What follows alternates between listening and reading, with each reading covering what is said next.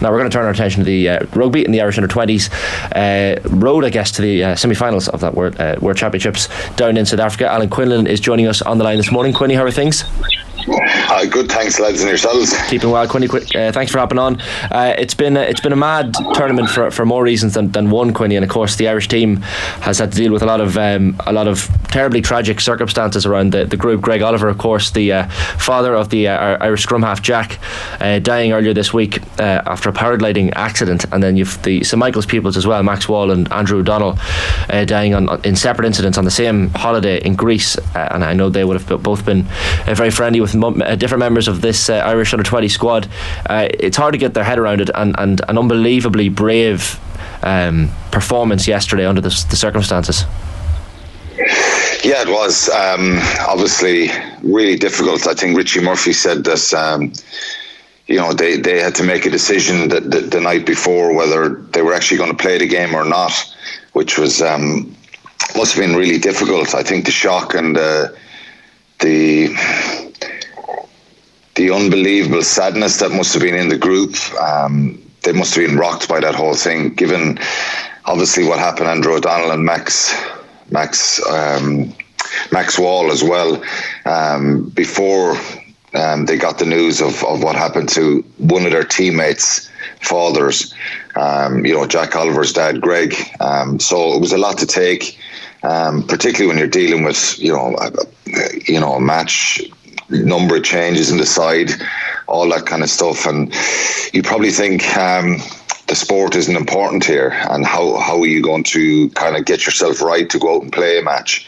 So very emotionally charged situation for them, and they handle themselves amazingly well. I think if you go through the performance, of course there's a few mistakes and errors, but that didn't matter. I think the fact that they were able to go out onto the field and get a result, I think, in honour, Andrew O'Donnell, Max Wall and Greig Oliver, their families, and in particular their teammate, Jack Oliver, who just had lost his dad in tragic circumstances. It's hard to actually fathom how they were able to do that, and how they had the energy and kind of drive to go out and play a match. Look, I know they're, it's a big game. It's a big tournament for them, but just to get the heads right. So I think, the players deserve huge credit for that, Shane, themselves. They're young men who, are learning in life, and it's a lot to take for them. But I think Richie Murphy, who's done an amazing job with this group anyway in the last 2 seasons, his guidance and the rest of his coaches and the management of the Ireland under-20s, I'm sure they did a great job in trying to give them support, but also giving them the option. And Richie Murphy kind of did give them the option whether they wanted to play or not. And they came together and went out and got a result that they needed to get to put themselves into the semi-finals. They must be exhausted physically, mentally, emotionally, and I was really proud to commentate in that game, and really proud to see what they were doing yesterday. As I said, incredibly tough situation for those guys. Greig Oliver, such a terrible tragedy down in South Africa, former Scotland international, so a fine player in his own right, but went on to become very much a Munster man. Yeah, he was around Munster when I was playing there a lot, whether he was doing stuff with the academy underage players, involved in the A team, getting them ready for matches. He was ever present, and I would see him a lot around the place. He was a lovely fella, quiet, unassuming, and very popular with a lot of young players coming through, because he would have been involved in their development and their skill development. And it's hard to fathom how this happened and why it happened, and that it actually happens, really, when I think I was looking at the crowd yesterday, Nathan, and you see the parents in the crowd, and I actually felt for them, because I know from my own parents going to matches when I was younger, they become friends, the other parents, and they create a bond, and they kind of My mum still has that with some of my ex-teammates' parents. They're getting older. It's been a while since we all played together, but it's a lovely kind of part of being, going on that journey. You see your parents connect with the other parents, and looking at the crowd yesterday, like they were, even their celebrations for some of the tries that Ireland scored, it was subdued because Greig would have been part of that group for the last period of time, himself and his wife, and I'm sure they're absolutely rocked and devastated by that as well. That's someone part of their group supporting the team. So yeah, it's hard to put it into words really, and my thoughts and prayers are with his family. I can't bear thinking what it's been like for Jack Oliver to get that news. Last week he came off the bench against Australia, and he was smiling and delighted and happy and joyful, and that's the situation. In one moment he's involved in a game here, he's on the bench against Fiji, and you get that news that something like that has happened. So incredibly hard and sad and difficult situation. And Greig was very popular with everybody. I think you even see I saw Craig Chalmers tweeting about it, as other Scottish internationals. He was a very popular person, and loved his rugby. Colin McMahon, who worked with him a lot in Munster, I read a statement from Colin yesterday speaking about his enthusiasm for the game. He's just one of these coaches, Nathan, you see he's out there like half an hour before any session, and he's getting cones ready, and it's his life, and he's had various different roles with the Ireland under-20s. Gary Owen was his club, Munster. He coached Cashel at one stage. His enthusiasm and love for the game was second to none, and for a guy like that to go and support your son and kind of go on the trip of a lifetime, and for that to happen is just incredibly unfortunate and sad. But he was a very popular fella, and it's a really tough situation for everybody. Yeah, definitely, and echo those sentiments as well. Quinny, the thoughts of everyone at Off the Ball are with the families of Max Wall and Andrew O'Donnell and Greig Oliver as well. So that's a tragedy on an unimaginable scale for the team that are over there as well, and for those families in particular.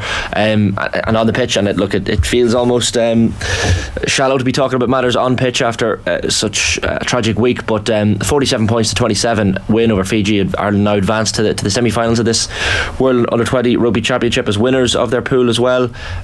And they showed so much strength yesterday, Quinny, but to race into that lead, and then I guess to stay composed when Fiji came back into the game was one of the more impressive things. Yeah, one of the attributes and qualities of this side, Shane, is their character and the resilience. They've shown that throughout the Six Nations when they've been under pressure. When I would go right back to the first game against Wales, when Wales kind of went ahead a few times in that game in that first half and looked like they were turning the tides and going to pull away. There's no panic in this group. They went up the field and got the scores when they needed to, and they did that throughout the championship. And again in this tournament, you go back to that game against England to start when they drew. They came back twice in the game, got a good lead in the 65th minute. England took the lead, or England came back and levelled it and looked like they were going to win it. So there's one thing that they really have is great strength of character, and that comes from good coaching and the type of people you have in the team. But they have a lot of good leaders as well who don't panic. So yesterday, obviously, we've spoken about how difficult it would have been given what was on their minds. But there was no panic again in that second half. The game got a bit loose. They were comfortable at half time. Their line out and their kickoff receipts were poor yesterday, and that caused them problems. When their structure was good, I think they were able to deny Fiji of any sort of possession, and the game opened up a little bit, and then the two tries after half time, and it's back to within 4 points. You're thinking this is trouble for Ireland, but they kicked on again, and got the scores and the win that they rightly deserved, really, I think. And, they could feel very good about themselves. I'm sure they were, as I said, emotionally drained. There was a lot of changes in that side yesterday, which is always a risky situation for any team. But Richie Murphy had to make those changes, given the quick turnaround of these matches. There was a few mistakes, but there was a lot of players who stepped up again and showed that, they have big futures in front of themselves. And on that, Quilly, on those players that have stood up, because you've spoken a lot there about the character of the game yesterday, but also like those first couple of games, the conditions were so tough. Like, this was a group that just had to stick together and really grind it out. But when you look at the individuals and the skill sets that they're bringing, who are the guys that have stood out in the first few games? Well, we've highlighted Brian Gleeson, and again, he was the one forward that started from the Australian game. There was seven different guys in there yesterday. I think they've shown their depth in the squad. Danny Sheehan played at hooker, Fiachna Barrett. They're guys who've been coming off the bench in the Six Nations. Evan O'Connell, really good yesterday as well. And then you had Joe Hopes coming into the side, and Dan Barron making his debut. I thought he's played really well. So these are the guys that played yesterday. But if you kind of look at the big names who've been delivering, I'd say they're big names. Conor O'Tiernig, Ruan Quinn, Brian Gleeson, James McNabney, who unfortunately he's going to miss he may be back if they get to a final. He got suspended.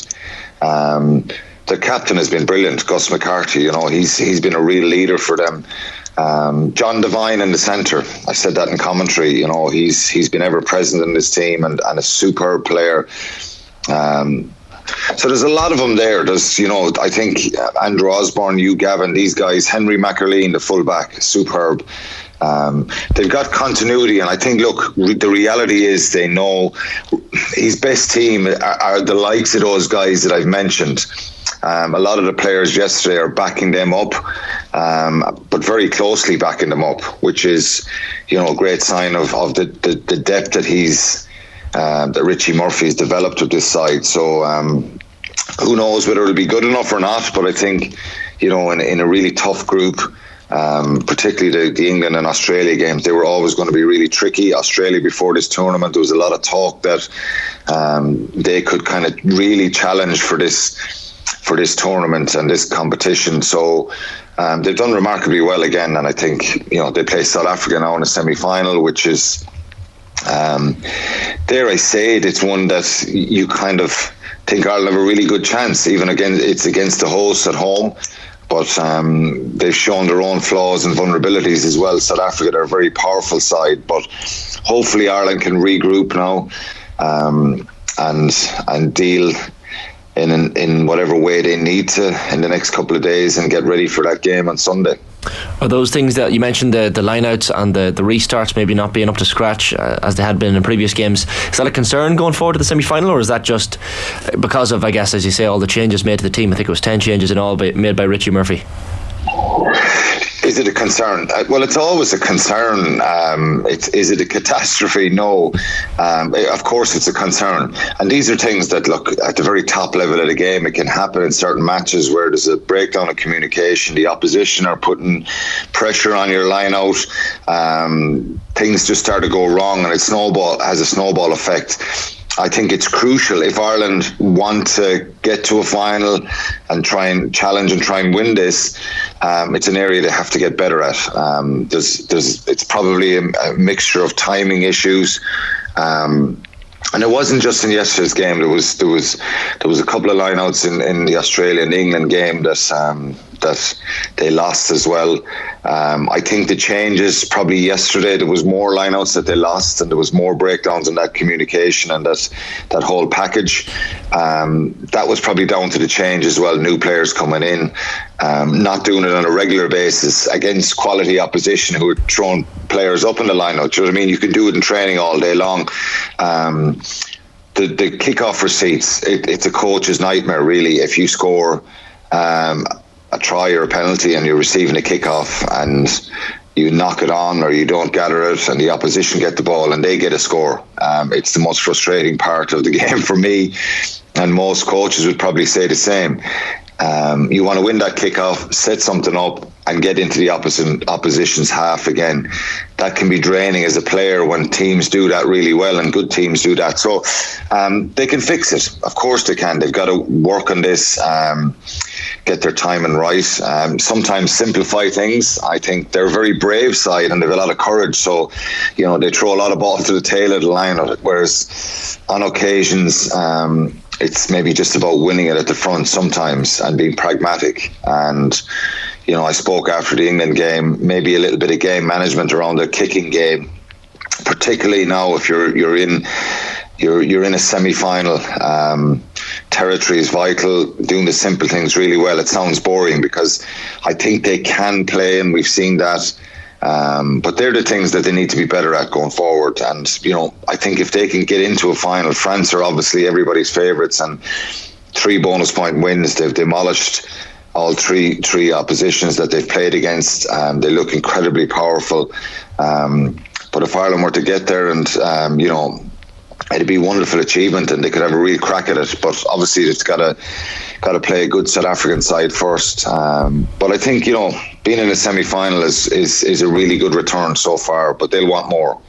Before we let you go, Quinny, we should ask you about this new biennial tournament for the Six Nations and Sanzar teams. So big changes to the rugby calendar on the horizon. So this is going to come in from 2026, we're told. And Six Nations working with Sanzar, this organisation which includes South Africa, New Zealand, Australia and Argentina. This is going to take place in the existing July and November international windows. It'll feature all the Six Nations and Sanzar teams, and then 2 further spaces reserved for invitational unions which will join the Southern Hemisphere group. Apparently players were involved in this process as well in terms of coming up with this new addition to the calendar. What are your thoughts after hearing about it this week? Yeah, it's not completely ratified yet. Obviously, it goes to the World Rugby Council meeting in October, I think, and it will be ratified. I think it will be. I think there's mixed views, obviously. I think particularly if you look online, there's a lot of concern around Tier 2 nations, that, they won't get to play the top nations for potentially 4 years. I've seen regular comments saying that, Georgia, who their under-20s did really well, they beat Argentina, they just missed out in points difference of getting into the semi-finals. They mightn't play a Tier 1 nation for 4 years, because this is every 2 years now, in between Lions tours and World Cups. On the face of it, yes, it will really kind of intensify the competition regarding the July test windows, the summer test windows and November test windows. That they're now going to be not what the rugby haters sometimes describe as friendlies anymore. That they're going to be competitive now, and there's going to be points on the board to qualify for, in this Nations League. I do think the promotion relegation thing, which doesn't come into place for the first 2 tournaments, if I'm right in saying that. So from 2026 to 2030, it's ring fenced. I would have brought the promotion relegation into it straight away. And give those Tier 2 nations an opportunity to challenge and improve. So I think, look, the rugby will be better. It will be more competitive in a sense that there's really something on the line now. I played in the test matches many times, and they never felt like friendlies to me. But I think it is an opportunity to grow the game. But World Rugby must not forget about the Tier 2 nations, because it's to improve the game, which and to improve its appeal globally, I think, is part of the reason they're doing this. But there is a concern that the Tier 2 nations now could fall back a little bit. There'll obviously be money, TV rights from this. It's been driven by Six Nations and Sanzar. They've got to really be mindful of what happens to Tier 2 nations here. And again, hopefully, when we see it in action and see it in place, it will be beneficial to everyone and improve the game. Yeah, exactly. I agree with you. I think the jeopardy straight away would be probably making more sense, but listen, we'll keep an eye on it anyway. Quinny, great stuff as always. Thanks for hopping on this morning. Cheers, lads. Thanks. Brilliant stuff, Alan Quinlan there.